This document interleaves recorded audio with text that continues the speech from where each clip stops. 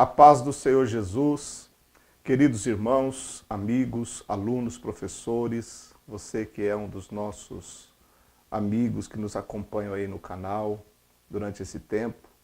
E nós estamos dando início, através desta gravação, de um novo período, de um novo trimestre, primeiro trimestre de 2020.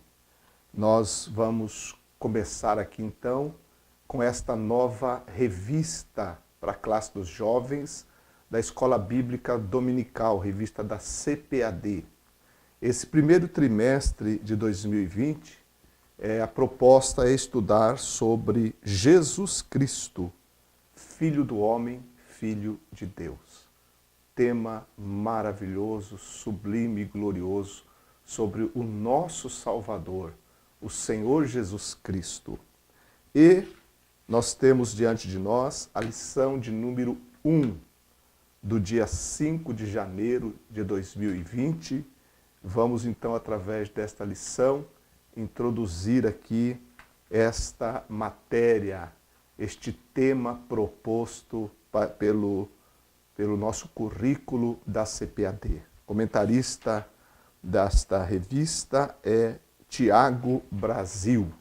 Que Deus continue abençoando este irmão pela sua valiosa cooperação a todos nós, sem dúvida. Esta lição de número 1, ela tem como o seu título A Necessidade de um Salvador.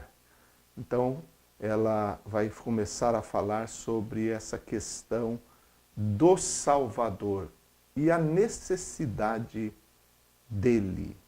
O texto do dia está em Romanos capítulo 5, verso 10, que nos diz: porque se nós, sendo inimigos, fomos reconciliados com Deus pela morte de seu Filho, muito mais, estando já reconciliados, seremos salvos pela sua vida.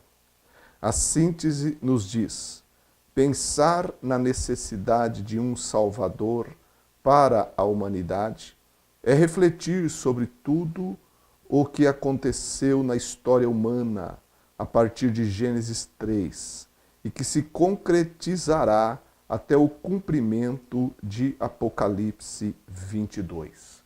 Então, esta visão, a princípio, que nos é dada nesta lição, é uma visão global da Palavra de Deus. Veja que a síntese diz aqui de Gênesis, a partir de Gênesis e concretizando-se no livro do Apocalipse. Então, uma visão global da Palavra de Deus com relação à salvação, a pessoa do Salvador dos homens, que é Jesus. Esta lição, ela tem o seu texto bíblico em Efésios 2, versos 1 a 5. E depois da introdução nós temos o ponto 1, que vai falar sobre a queda e a promessa de um Salvador. Ponto 2, as profecias messiânicas no Antigo Testamento. E 3, o cumprimento da promessa. Então, começando pelo ponto 1, que fala sobre a queda e a promessa de um Salvador, enfocando aqui o que ocorreu no Jardim do Éden, quando todos nós temos a descrição disso que ocorreu lá no capítulo 3 do livro de Gênesis, a tentação de Eva, onde a serpente, que é Satanás, enganou a mulher e ela então desobedeceu a palavra de Deus, comeu do fruto que Deus havia determinado claramente que não deveriam comer, e depois ela deu ao seu marido e ele comeu também. Essa triste e trágica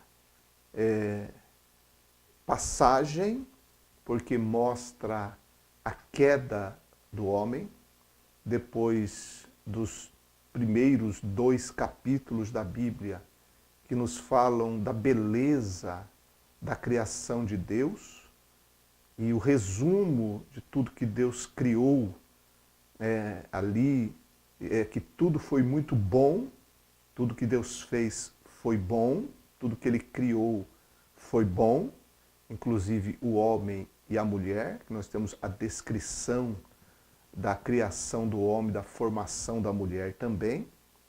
E depois nós temos a passagem bíblica onde Deus ele forma um jardim, que é o jardim do Éden, e ali ele coloca o primeiro casal.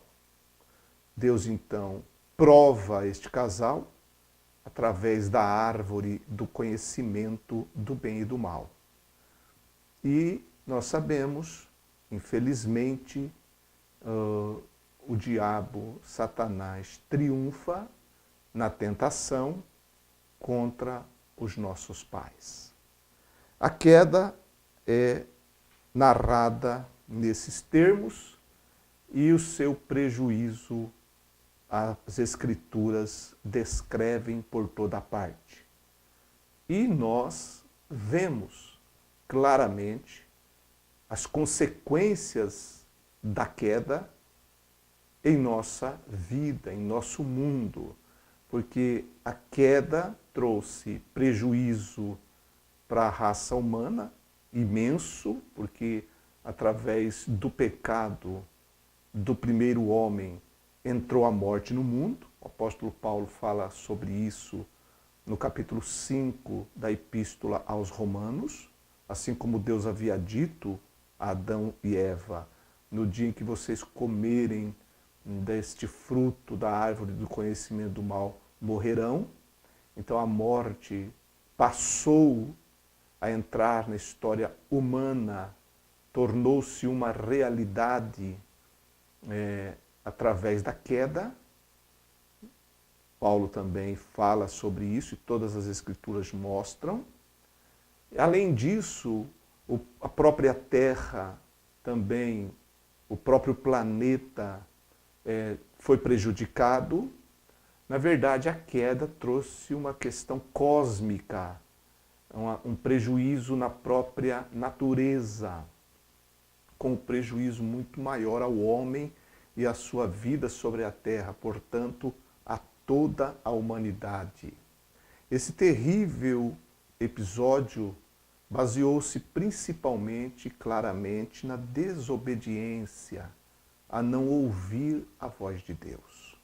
Quando Deus, depois da queda, ele procura Adão no jardim, a famosa frase, célebre frase, Adão, onde estás?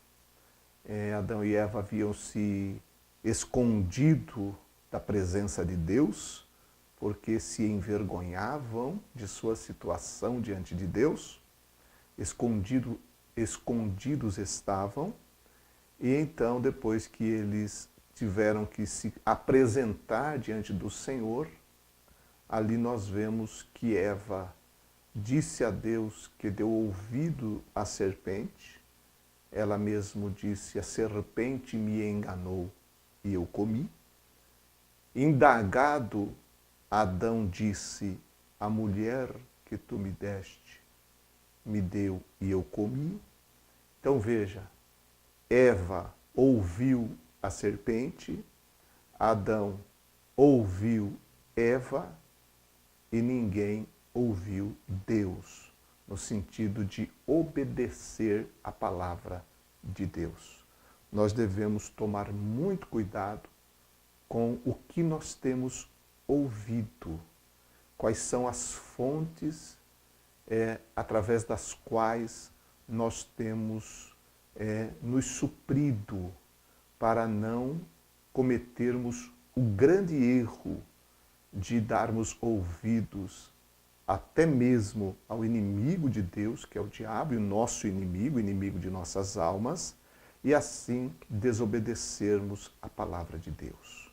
Deus e a sua palavra não foram a prioridade na vida daquele primeiro casal. Infelizmente, tinham tudo para fazer o certo, fizeram o errado.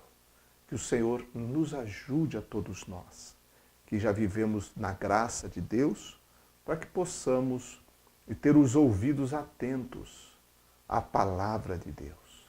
Lá no livro do Apocalipse diz que quem tem ouvidos ouça o que o Espírito diz às igrejas. Então, que o Senhor nos conceda ouvidos atentos e que nós possamos nos dedicar a dar atenção ao que Deus fala em sua palavra, para também não sermos prejudicados por ouvir a quem não deveríamos ouvir.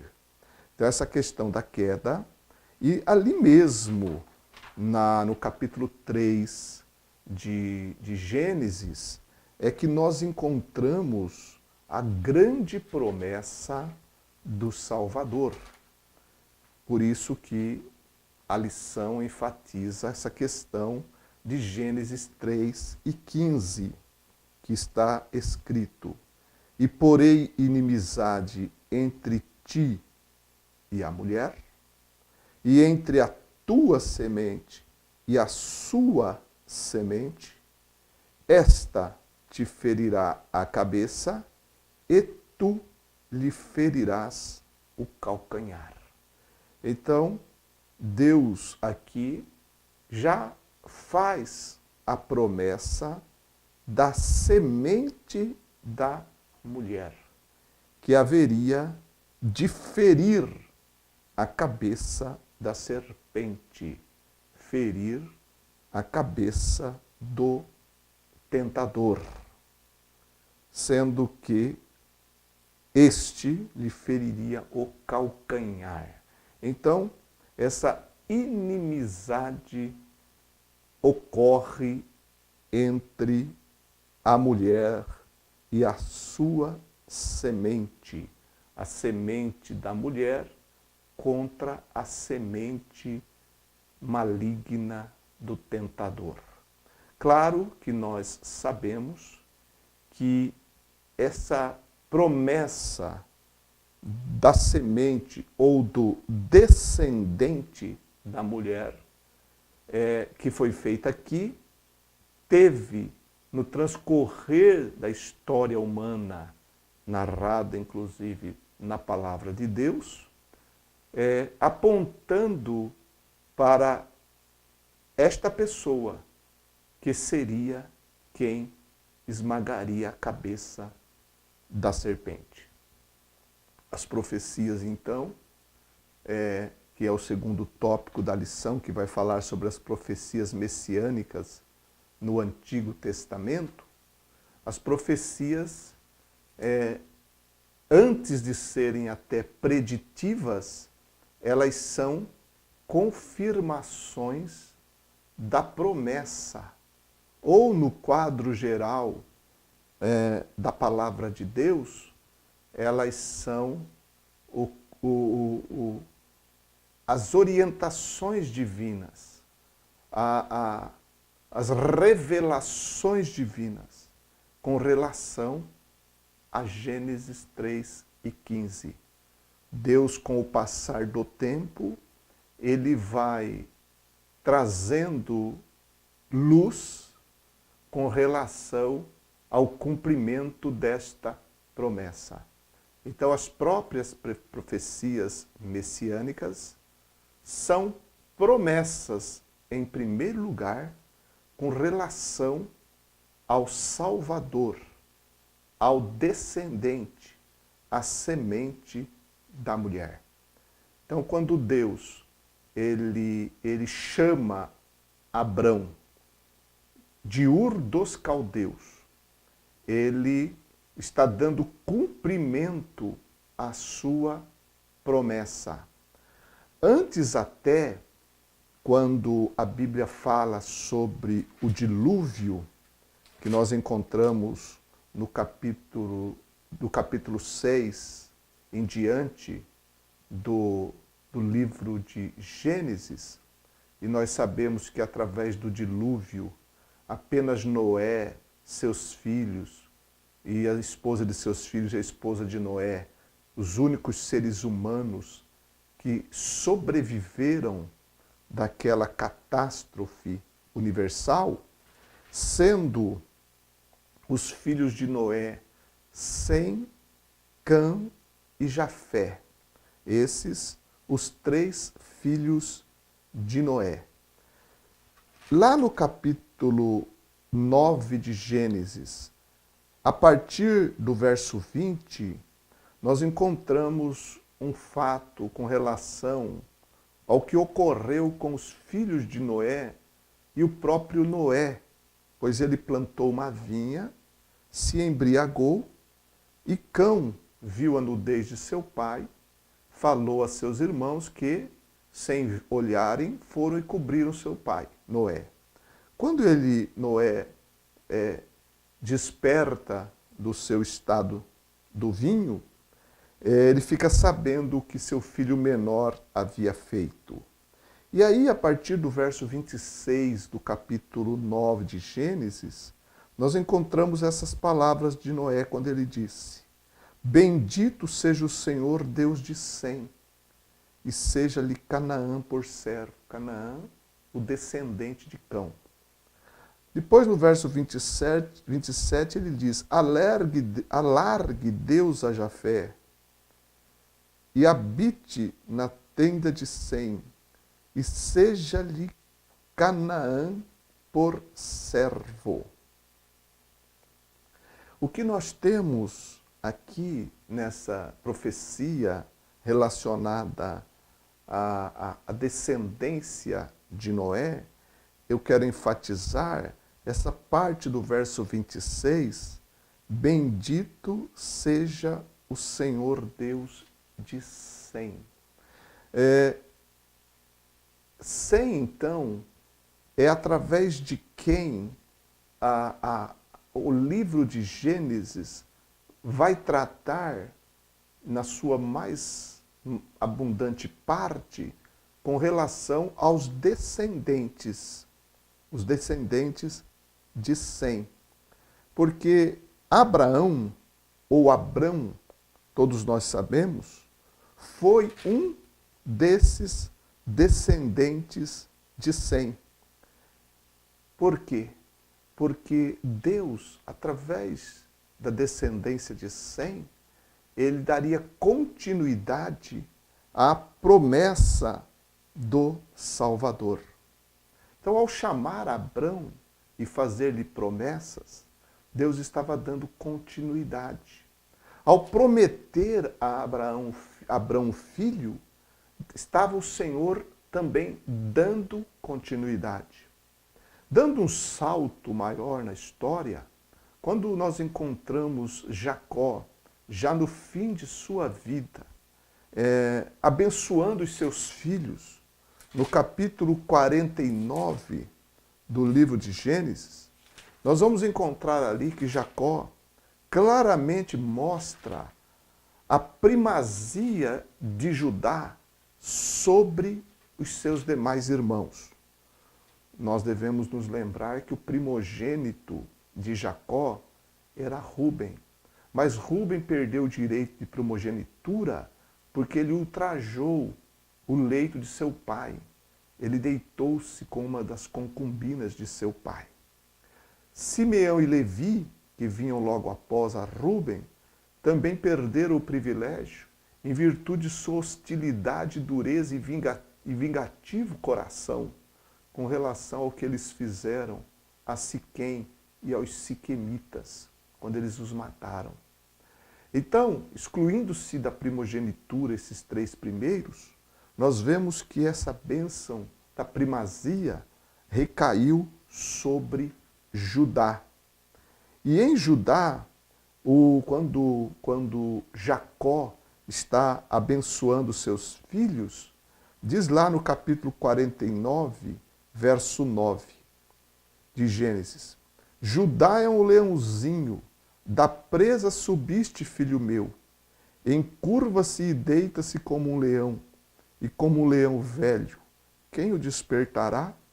O cetro não se arredará de Judá, nem o legislador dentre seus pés, até que venha Siló e a ele se congregarão os povos. Então essa profecia, essa promessa é pronunciada por Jacó com relação que o cetro não se arredaria de Judá. E é o que nós encontramos, que a descendência real de Israel, em especial a tribo de Judá, veio justamente dessa descendência, através de Davi. Embora o primeiro rei de Israel não tenha sido da tribo de Judá, era na verdade da tribo de Benjamim, que foi Saul, mas foi ele rejeitado pela sua obstinação e seus erros e sua desobediência a Deus. Veja como a desobediência é um ato de tantos prejuízos que afetam não apenas a pessoa que o comete, mas afeta outros também. Então, quando Saul ele foi rejeitado, Deus escolheu Davi. Foi do coração de Deus. Ele era um homem segundo o coração de Deus. Da descendência de Davi, de Judá, então, Deus escolhe Davi. E o cetro seria estabelecido através da descendência dessa tribo. Então lá, quando a Bíblia vai tratar sobre o governo de Davi, dando esse salto na história, e o que nós estamos fazendo com isso é mostrar a continuidade da promessa de Deus, relacionada aqui ao que também é denominado de promessas messiânicas, né? Ou de profecias messiânicas.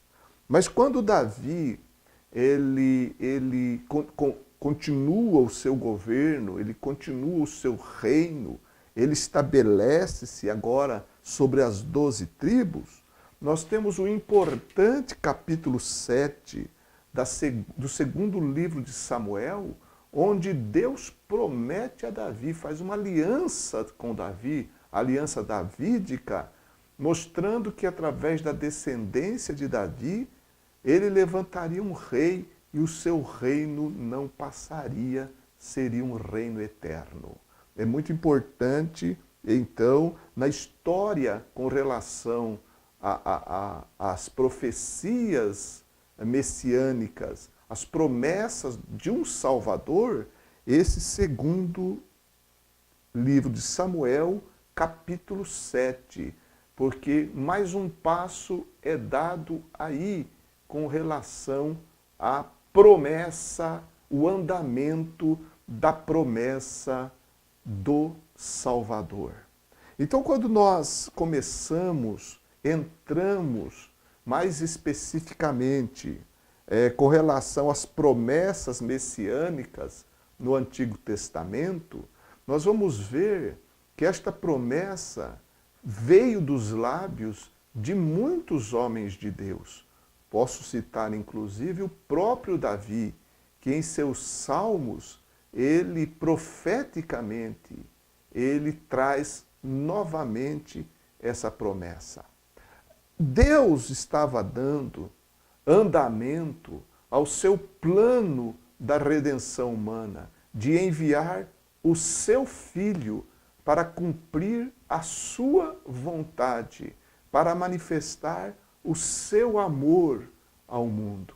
Essa promessa do Salvador, essa história linda, discorrida na Bíblia, mas que nós temos, através dessas profecias, através dessas promessas, o que nós temos são pontos dispostos em todo o Antigo Testamento que eles precisam ser juntados numa visão geral para que nós possamos compreender todo o processo divino na realização desta promessa em Cristo Jesus, o nosso Senhor.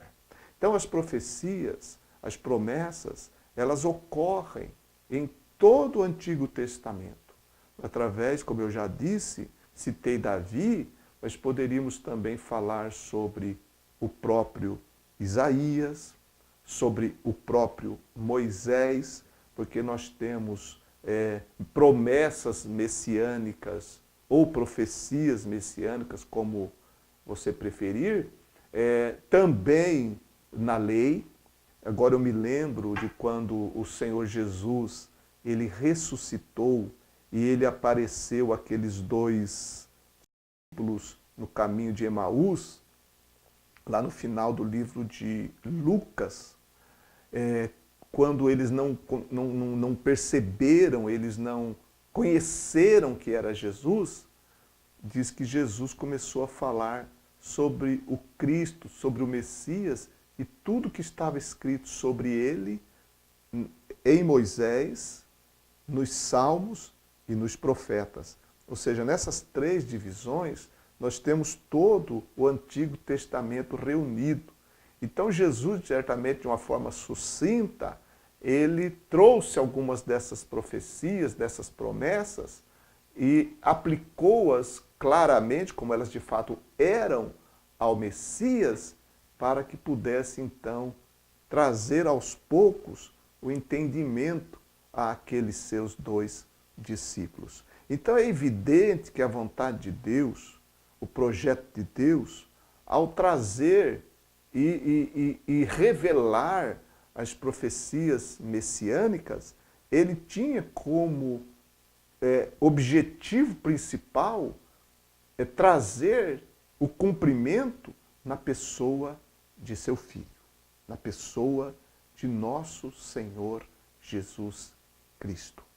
Devemos também entender que a figura do Salvador, a pessoa do Salvador, ela claramente profetizada nessas profecias e promessas, ela também nos é mostrada, revelada, através de símbolos e tipos do Antigo Testamento.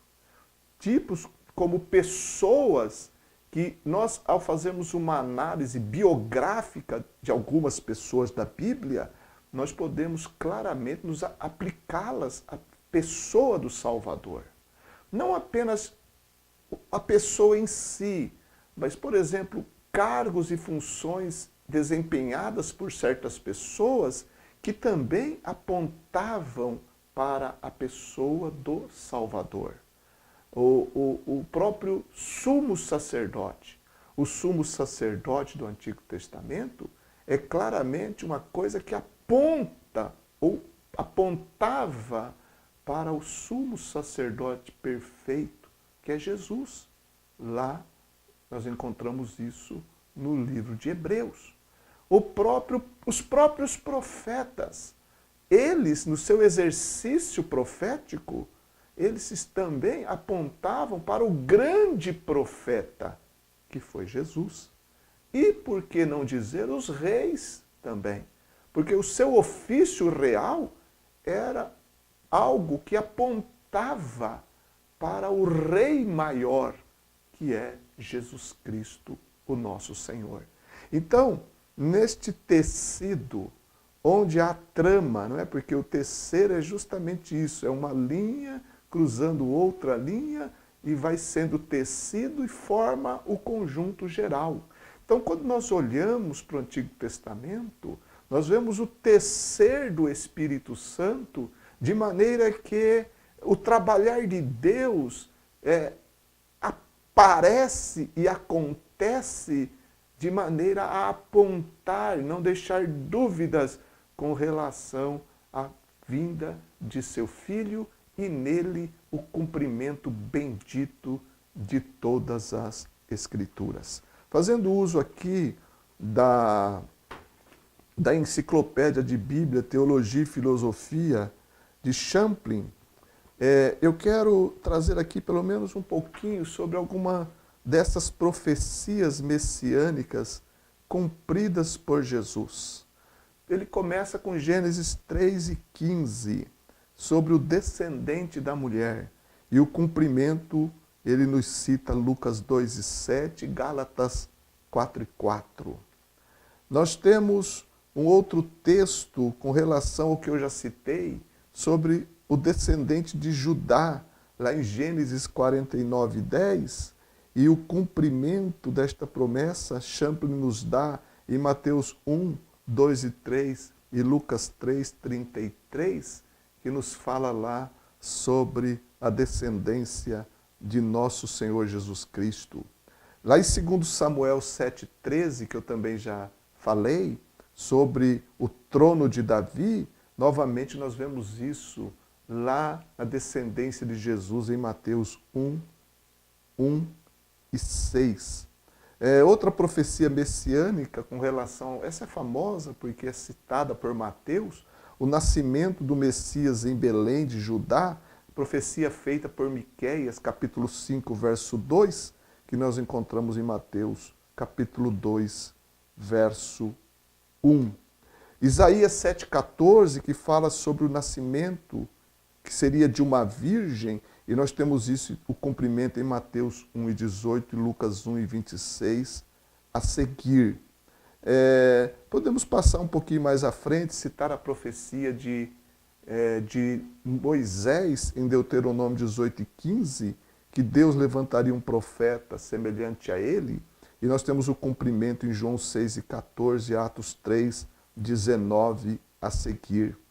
Vemos em Salmo 2, verso 2, em Isaías 53:3, que o Messias seria rejeitado pelos judeus, e o cumprimento está em Lucas 4:29, João 1:11, Lucas 23:18. Esses são apenas alguns exemplos. Existem claramente cumprimento disso em outros textos da palavra de Deus. Para citar alguns salmos messiânicos, por exemplo, Salmo 45, verso 7, cumprimento em Lucas 2, 52. Nós temos também o Salmo 22, versículo 16, que fala sobre o ser traspassado, e o cumprimento está em João 19, 37. E Zacarias, capítulo 12, verso 10, também fala sobre isso. Poderíamos citar também o grande capítulo messiânico do grande profeta e teólogo do Antigo Testamento, que foi Isaías, o capítulo 53, que é sublime, o grande capítulo sobre o Messias no Antigo Testamento. E o cumprimento, nós vemos isso nos evangelhos. Apenas para citar algumas dessas profecias messiânicas. Citando isso, nós vamos ver a importância dada pelo Espírito Santo no cumprimento dessas promessas. E daí então chegamos no ponto 3 da lição, que fala sobre o cumprimento, que é o que eu já citei, citando alguns exemplos. Claro que a lista é bem maior, mas o cumprimento que está no Novo Testamento, na pessoa de Jesus Cristo. Lembrando que Paulo escreveu em Gálatas 4:4, e cumprindo-se a plenitude dos tempos, Deus enviou seu Filho, nascido de mulher, nascido sobre a lei. Então, quando nós começamos a ler o Novo Testamento, principalmente Mateus, e Mateus é importante, ele foi colocado justamente como o primeiro livro, não que ele foi o primeiro a ser escrito do cânon sagrado do Novo Testamento, mas claramente bem colocado como o primeiro livro do Novo Testamento, porque ele como se ele trouxesse uma ligação, um elo entre o antigo, que trouxe as suas promessas, e o novo, que traz o seu cumprimento. Porque Mateus, ele cita no seu livro muitos textos dos profetas, muitas passagens do Antigo Testamento, e mostra a aplicação e o cumprimento delas na pessoa de nosso Senhor Jesus Cristo. Isso porque o objetivo dele era mostrar aos judeus que Jesus de Nazaré era o descendente prometido a Davi, era o Messias, era o rei prometido, e que essas profecias se cumpriram na pessoa de Jesus. Claro que as profecias que naqueles dias, ou antes até eram estudadas, sempre foram estudadas pelos mestres rabinos judeus, eles tinham uma visão do Messias libertador, mas eles não conseguiam compreender que o Filho de Deus viria primeiro para ser o libertador dos pecados, o Salvador. A questão é que os estudiosos e líderes judeus, tanto dos tempos de Jesus como ainda hoje, eles focavam e focam apenas a figura do Messias em um dos seus aspectos, como o grande libertador.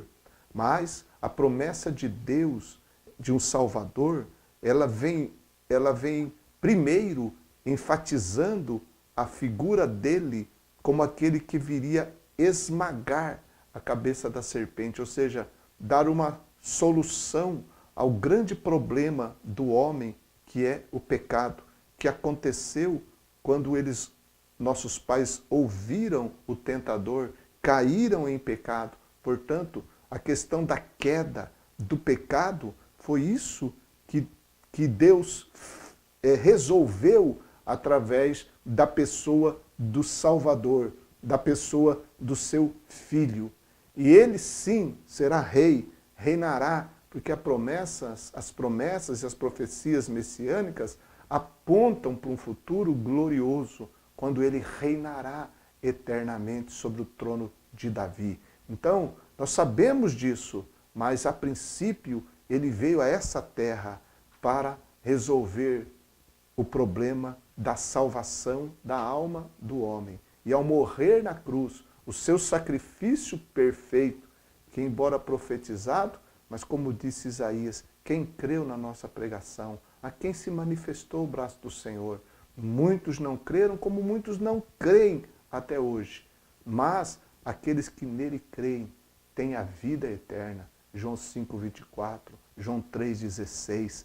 Quem crê no Filho de Deus tem a vida eterna. Essa mensagem gloriosa mostra para nós que Deus cumpriu o seu plano, pôs em prática, executou o seu plano de salvar o pecador e atrair para si homens e mulheres de todas as tribos, línguas e nações, e formar para si um povo para a glória do seu nome.